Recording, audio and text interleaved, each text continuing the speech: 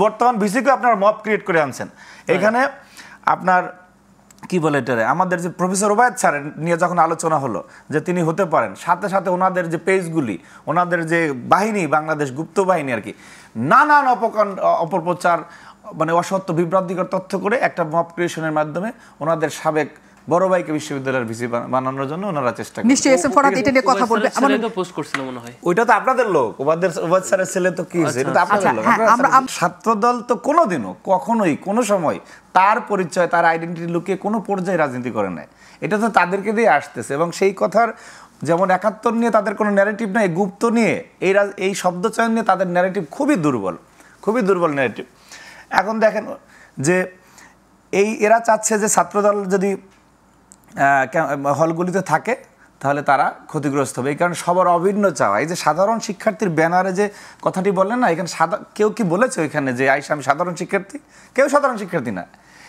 সাধারণ কিছু শিক্ষার্থী হয়তো বা চিন্তা করে যে আমার ক্লাসমেটটা এই প্রোগ্রামে গেছে তাহলে আমিও যাই, বা তাকে কোনোভাবে দাওয়াতি কার্যক্রমের মধ্যে নিয়ে আসছে, কিন্তু ওই যে তাকে নিয়ে আসছে তার যে কি ইন্টেনশন সেটা তো সংশ্লিষ্ট ব্যক্তি জানে না, কারণ ওই লোক তো গোপনে শিবির করতে পারে। এবং আমরা দেখেছি একদম নাম ধরে ধরে যদি আপনাকে বলি, আমি ইসলামী ছাত্রী সংস্থার যে ছবি টবি পোস্ট করে, আমরা ওই দিন যে টিএসসিতে আপনার ৭১-এর যুদ্ধাপরাধের বিষয় নিয়ে যে হলো সেখানে ছবি তুলে তারপরে পোস্ট করেছে যে শাহবাগের চেতনার বিরুদ্ধে, সেই বোনদেরকে আমরা দেখেছি যে স্লোগান দিচ্ছে। আমরা দেখেছি ছাত্রলীগের তৎকালীন সভাপতি সাদ্দাম হোসেনের সাথে স্লোগান দিচ্ছে, সে এখানে স্লোগান দিচ্ছে। জসীমউদ্দৌলা ছাত্রলীগ নেতাদেরকে দেখেছি, বাক্সাসের অনেককে দেখেছি। অর্থাৎ ছাত্রদল যে জনপ্রিয় ছাত্র সংগঠন, সে যদি হলে তার কার্যক্রম ঠিকমতো পরিচালনা করতে পারে তাহলে রাজনৈতিকভাবে যারা ক্ষতিগ্রস্ত হবে তারা এই সুপরিকল্পিতভাবে এই মবটি তৈরি করেছে। কিন্তু একটা পয়েন্ট শুধু আপনার কাছ থেকে জানি, আপনি বলছেন যে হলে এখনো অনেক ছাত্রলীগ রয়ে গেছে, তারা চায় না যে ছাত্রদলের হল কমিটি হোক, স্পষ্ট। এবং আপনি বলছেন ছাত্র শিবিরও চায় না ছাত্রদলের এখানে হল কমিটি হোক, কারণ তাদেরও ওই জায়গায় ব্যাপার আছে। ছাত্রলীগের সাথে ছাত্র শিবিরের কোনো সংযুক্তি আছে নাকি দুটো আলাদা আলাদাভাবে এই জিনিস চাচ্ছে না? আপনি ওই যে যদি গ্রাম বাংলা বলে শত্রু আমার বন্ধু, এখন চাওয়া তো এক হয়ে গেছে।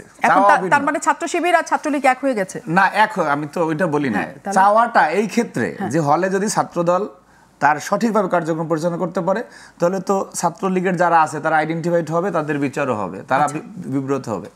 এইখানে ওনাদের যে কৌশল, ওনাদের তো ৩-৪টা লেয়ারের নেতাকর্মী থাকে। আমি যেটা বললাম আপনাকে যে ওনারা কখনোই ওনাদের পূর্ণাঙ্গ কমিটি কোনোদিনও আমার মনে হয় না যে এই স্ট্যান্ডে থাকলে কোনোদিন প্রকাশ করতে পারবে যে আমাদের শিবিরে এই টোটাল এত ২১ জন আছে, ৩১ জন আছে, আমরা যেভাবে প্রকাশ করছি এটা ওনারা পারবে না।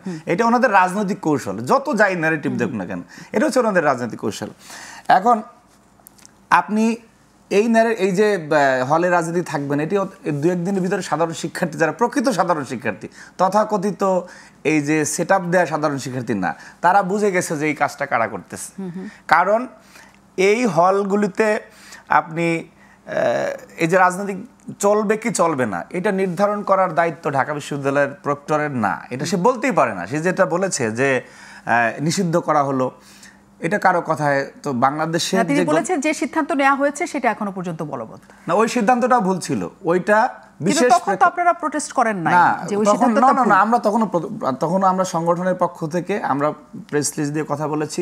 কিন্তু ঢাকা বিশ্ববিদ্যালয়ের যে স্থিতিশীলতা, ঢাকা বিশ্ববিদ্যালয় স্থিতিশীল থাকলে বাংলাদেশ স্থিতিশীল থাকবে, সেই জায়গা থেকে আমরা অনেক কিছুই মেনে নিয়েছি। এই যে সাম্প্রতিক সময়ে এসএম ফরহাদ একটা মিটিংয়ে গেলেন, আমাদের ছাত্রদলের প্রেসিডেন্সিরা গিয়েছিল ঢাকা বিশ্ববিদ্যালয় প্রশাসনে, সেইখানে বিশ্ববিদ্যালয় হল প্রবেশটা থেকে শুরু করে বিশ্ববিদ্যালয়ের প্রশাসনের সবাই ছাত্রদলের যে ম্যানার, ছাত্রদল যেভাবে ঢাকা বিশ্ববিদ্যালয় কার্যক্রম পরিচালনা করেছে, প্রত্যেকে প্রশংসা করেছে যে ছাত্রদলের একজন নেতাও ঢাকা বিশ্ববিদ্যালয়ের কোনো প্রভোস্টকে ফোন দিয়ে গত ১ বছরে কোনো সময় বলে নাই যে আমাদের এই শিক্ষার্থীকে হলে উঠাতে হবে, আমাদের এই ছাত্রের এই সিট দিতে হবে। ঢাকা বিশ্ববিদ্যালয়ে ছাত্রদল গত ১ বছরে যদি কেউ ন্যূনতম একটা উদাহরণ দেখাতে পারে যে আমরা প্রভাব খাটিয়ে আমাদের কোনো ছাত্রদলের কাউকে ঢাকা বিশ্ববিদ্যালয়কে সুবিধা নেওয়ার জন্য প্রেশার দিয়েছি। সুতরাং আমরা অত্যন্ত বিচক্ষণতার সাথে যে এই বিষয়টি ঢাকা বিশ্ববিদ্যালয়ে যাতে কোনো প্রকার কোনো অস্থিতিশীল পরিস্থিতি তৈরি না হয়, পক্ষান্তরে আমাদের যারা এই যে এসএম ফরহাদ ভাইরা, ওনাদের একেবারে প্রশাসনের প্রত্যেকটা স্টেকে ওনারা নানান সময়ে ওনাদের হস্তক্ষেপ ছিল, ওনাদের লোক বসানোর জন্য হস্তক্ষেপ ছিল, না বসলে